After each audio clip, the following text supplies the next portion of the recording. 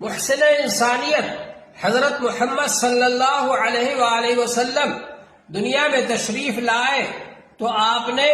کمزوروں کو، طاقتوروں کے ظلم و ستم سے نجات عطا فرمائی، غریبوں کو، مالداروں کے ظلم و ستم سے نجات عطا فرمائی، مزدوروں کو، سرمایہ داروں کے ظلم و ستم سے نجات عطا فرمائی،